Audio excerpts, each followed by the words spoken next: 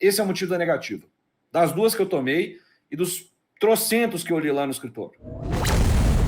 Vamos lá. Eu queria aproveitar e comentar já sobre como está isso, né? Então, a gente teve o apoio aí dentro dessa lei. E agora, esclarecendo o que é a lei. A lei remove a comprovação, a necessidade da comprovação da efetiva necessidade da lei de armas. Da posse e do porte. Isso. Os dois. Exatamente. E nós não vamos arredar o pé de tipo só posse e porte, não. Porque vão tentar fazer isso. Vão tentar falar, não, para posse tudo bem, para porte não, mas veja bem, não é assim, não é todo mundo que pode portar arma. Vocês conhecem os políticos de direita brasileira.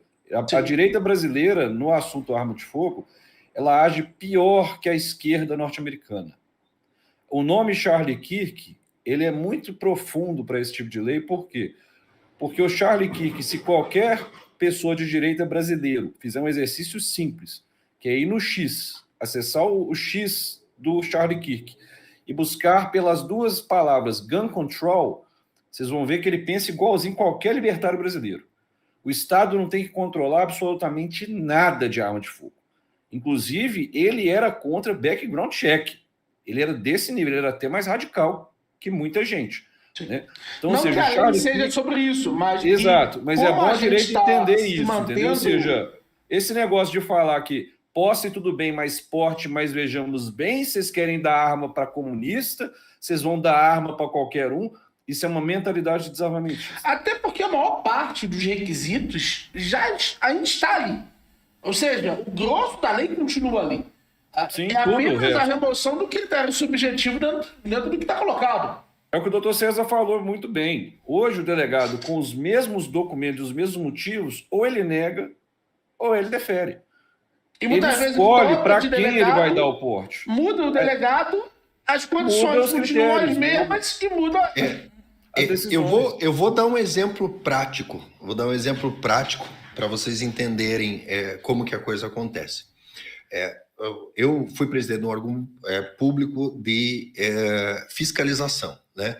E as fiscalizações, elas geram uma multa, certo? E vinha os processos de fiscalização, eu como autoridade máxima do órgão, fazia a homologação das multas, né? Ao invés de fazer o que provavelmente a maioria das pessoas fazia, o que era homologar tudo, eu comecei a olhar, até porque eu aceitei esse encargo principalmente para ter uma experiência do outro lado do balcão, né? Para saber se os preconceitos que eu tinha com o serviço público, eles eram válidos, né? E já adianto para vocês que eram todos válidos, todos os meus preconceitos se tornaram pós-conceitos, e é muito pior do que eu imaginava, certo? Mas uma situação que eu me deparei foi a seguinte: veio 2 processos para homologar. Um dava 23 mil, o outro dava 230. E aquela, assim, os números batendo assim, muito proporcionais, me chamou a atenção. Eu cliquei num processo para ver, ele abre o processo e abre a fundamentação da aplicação da pena. Eu abri o outro processo, eu achei que eu tinha clicado errado, porque estava igual. Aí eu voltei, fui, aí imprimi os 2, pus em cima da mesa. Os 2 processos eram iguaizinhos, só mudava o nome. E um era 230 e o outro era 23 mil. E daí o que acontece nesse órgão público? Semanalmente a gente recebia decisões judiciais que reduziam as multas sofridas pelos infratores, justamente por causa disso, porque não havia motivação, não havia uma explicação de por que aquele cara tomou uma multa de 230 e aquele outro tomou uma de 23 mil. Aí o que o judiciário faz? Na falta da fundamentação, sempre reduzia a multa para o mínimo, que era R$100. Então a gente tinha semanalmente um monte de decisão judicial reduzindo multa para R$100, em geral de multas que ultrapassavam R$10 mil. Por quê? Porque multas menores do que isso provavelmente não vale a pena a pessoa contratar um advogado para fazer a defesa, e daí a multa era homologada por falta de advogado, não por cobrança judicial. E daí o que eu fiz? Eu fui ao jurídico do órgão e falei, olha, toda vez que aplicar uma multa acima de R$2 mil, eu quero que vocês façam um parecer à parte fora do sistema, colocando essa fundamentação, porque o sistema gera fundamentações que não tem diferenciação entre uma e outra, e essas penalidades são todas nulas de pleno direito, né? Então, eu meio que adicionei um passo a mais no procedimento normal do órgão público para dar garantia de validade àquelas multas que merecidamente daí deveriam ser aplicadas, né? Nas situações onde realmente havia prejuízo à população. E se você pegar, por exemplo, entre a Polícia Federal, você vai ver casos onde, se você borrar o nome da pessoa... Eu ia falar exatamente isso. Eu tomei 2 negativas já na PF. Na primeira negativa e na segunda, era o mesmo texto. E como é que eu descobri que isso era copy-paste para todo mundo? Porque para você fazer o recurso, você tem que contratar um escritório de advogado para fazer o recurso certinho, né? E quando eu contratei o escritório de advogado, eu mostrei para ele, falei, você reparou que tá igual, copy-paste, nas 2 negativas? Aí ele falou, então vem aqui no escritório que eu quero te mostrar um negócio. Quando eu cheguei no escritório no mesmo dia lá, ela me mostrou mais de 50 processos, botou na mesa e falou, olha um por um aí para você ver que é tudo igual. Eles negam para todo mundo o mesmo texto.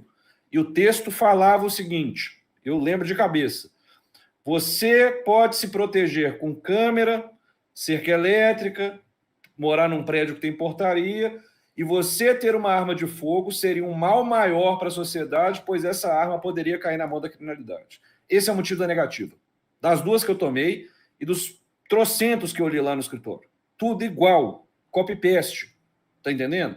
A PF faz isso. Era um delegado da época, eu não posso citar o nome dele, né, para não tomar ferro, mas ele era assim, ele negava de todo mundo. Mas o problema não é esse. Entendeu? O problema não é esse, Cofnix. O problema é que se você conseguir ter acesso aos que foram deferidos, você vai ver que também é igual, entendeu? E é esse que é o problema. Os que são deferidos são iguais aos que são indeferidos. É esse que é o problema.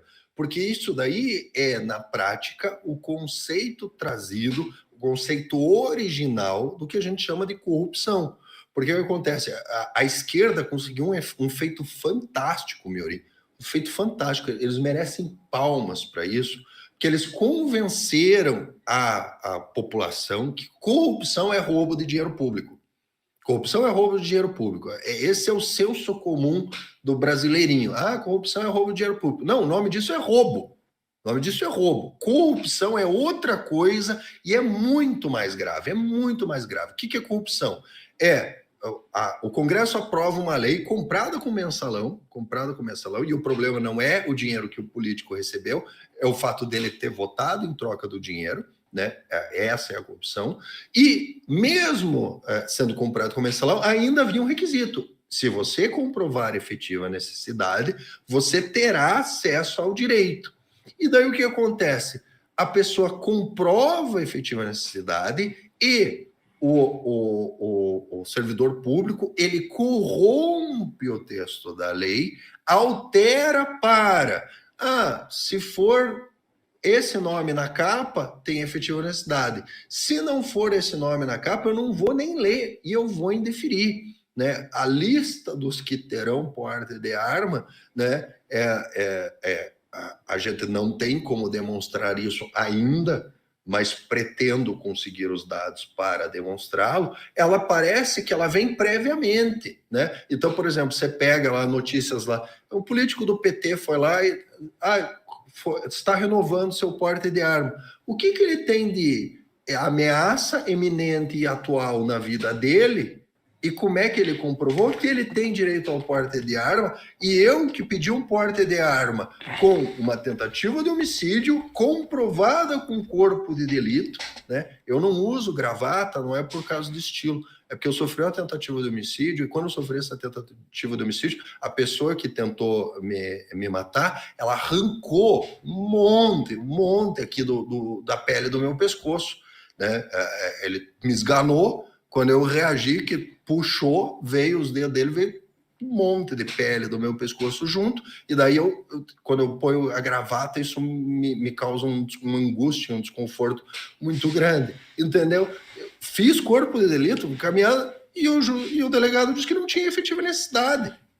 Né? E não foi um assalto, foi uma tentativa de homicídio. Tem uma coisa que eu gostaria de apontar aqui, que tem muito a ver com a fala do Ancap Knight, que eu acho que entra exatamente nesse ponto.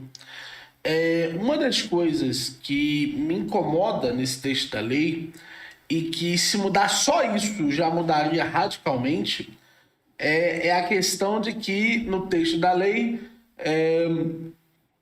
a gente não tem uma declaração de efetiva necessidade. Não, o que ele falou foi o seguinte, eu explico. Para posse, você só tem que declarar.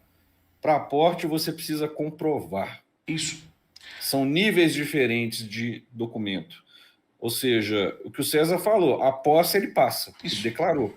Né? Se eu declaro, por exemplo, eu fecho meu estabelecimento 10 horas da noite, eu circulo com dinheiro em espécie para pagar funcionário, isso é uma declaração. Eu declaro, não preciso comprovar, entendeu? Para porte, você tem que comprovar.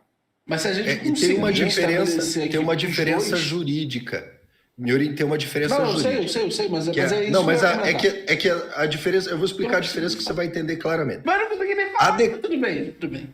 A declaração é o seguinte, eu declaro e o delegado é que tem que provar que eu menti. Sim. A comprovação, eu que tenho que comprovar que é verdade. Entendeu? Sim. Então, a lei... ela inverte o ônus da prova. Ela inverte o ônus da prova. Então, para posse, eu simplesmente declaro, eu tenho efetiva necessidade porque eu estou ameaçado. Para o delegado indeferir, ele teria que trazer aos autos provas de que você não estaria ameaçado. Para o porte, é o contrário. O delegado, ele está lá passivo, né, e aguarda uma comprovação para isso. Então é importante, porque não é uma diferença só semântica, entendeu? Agora, isso daí ficou irrelevante, Koffnix e Miorim, porque foi decidido no STF, com base em folclore tirado da bunda, que declaração é a mesma coisa que comprovação. É isso que eu ia dizer. Ou seja, ninguém consegue posse de arma mais. Exato. Nós não temos agora a possibilidade de que... Porque, vamos ser sinceros, muitas vezes, certas burocracias, elas são... quando elas são danosas ao servidor público, a tendência é que ele não faça. Então, um exemplo muito simples. Quando você criou aquela etapa a mais para a multa, esse trabalho a mais vai fazer com que a multa máxima ali do seu setor provavelmente vai passar a ser 1.999. Por quê? Porque ele vai olhar isso daí e ele vai pensar, opa, isso aqui me dá um trabalhão. O Pérez, eu acho que ele é vigilante pelo que ele falou que trabalha 12 horas armado, mas não pode portar arma para casa. Isso, inclusive, é uma discussão que eu, como libertário, eu sou contra o que foi feito nos últimos anos, porque tentaram se dar o porte para nichos. Ou seja, o vigilante, porte para a guarda municipal, porte para o vigilante, porte para o advogado. Por que não porte para todo mundo? Esse é meu ponto. Por que a tia da padaria, a tia do caixa lá do supermercado não pode ter porte de arma? Por que o meu porteiro não pode ter porte de arma? Qual que é o preconceito? A gente sabe qual é. Porque tem delegados elitistas, inclusive o Exército. Nós temos vídeos vazados que donos de clube de tiro gravaram, falando que se o cara ganha menos de, por exemplo, 3 mil por mês, ele não tem que nem deixar o cara filiar no clube. Tá entendendo o nível que é do elitismo a arma no Brasil? Eles justificam que o pobre não pode ter arma, porque senão o risco dele cometer um crime com essa arma é maior caso ele fique desempregado. Isso é preconceito com o pobre. Tá entendendo? Existe essa mentalidade na polícia e nos políticos. É geral. Juízes, policiais, políticos, todos pensam igual. O pobre não pode ter arma. Ponto final. E a gente tem que pegar essa sistemática e trazer uma contextualização histórica que eu acho que é muito importante para as pessoas entenderem a importância do fim da efetiva necessidade. Tá? O que acontece? O STF decidiu agora que declarar é a mesma coisa que comprovar. Só que isso não é uma novidade. Na prática, sempre os delegados fizeram dessa forma, mas nesse caso, eles é que estavam descumprindo a lei. Porque claramente a lei diz declarar no artigo 4º, que é a da posse, e comprovar no artigo 10, que é a do porte. Então, são palavras diferentes que têm significados jurídicos diferentes. O delegado, com base exclusivamente em folclore tirado da bunda, ele cometia abuso de autoridade e fazia essa exigência porque não havia base legal nenhuma para isso. E o Pérez, por exemplo, caiu nessa mentalidade elitista. Ele acabou de falar que o porteiro e a tia da padaria não combatem o crime no trabalho, mas o vigilante tem que portar sim. Isso é elitismo, cara. Todo mundo tem que ter o direito a acesso à arma, não é só o vigilante, não. É todo mundo. Eu sei que para você esse assunto é caro. Eu sei que você é visado. Eu sei que você corre risco real de vida durante o horário de trabalho. Mas num país em que 70% morre por ano, todo mundo corre risco igual vigilante ou até mais, tá? Eu vou te ser sincero, para mim, o pobre, no geral, ele corre muito mais risco de ser roubado do que o rico. Entendeu? E muito mais que o vigilante em número. Porque tem poucos vigilantes perto da população pobre que sofre na mão da criminalidade, que tem o celular roubado, mulher estuprada. Tá e mais entendendo? do que isso, quanto mais setores da sociedade se reúnem em prol da pauta, mais deputados e figuras interessadas vão estar envolvidos. Estamos vivendo algo parecido com a entrada da internet nos anos 2000. A inteligência artificial está transformando tudo e empresas como Nvidia, Microsoft e Google estão na frente dessa revolução. E na Quantifury você consegue acompanhar o desenvolvimento das ações, investir e ver a cotação em tempo real. E é muito simples, você vem e procura aqui, você pode ver Meta, Google, Microsoft, são empresas que investem massivamente na inteligência artificial. E você pode investir com apenas um clique, ó. Comprar, eu quero investir aqui $50. Vou colocar aqui, comprou. E acabei comprando aí uma parte da empresa Microsoft. E o código de convite está no link abaixo.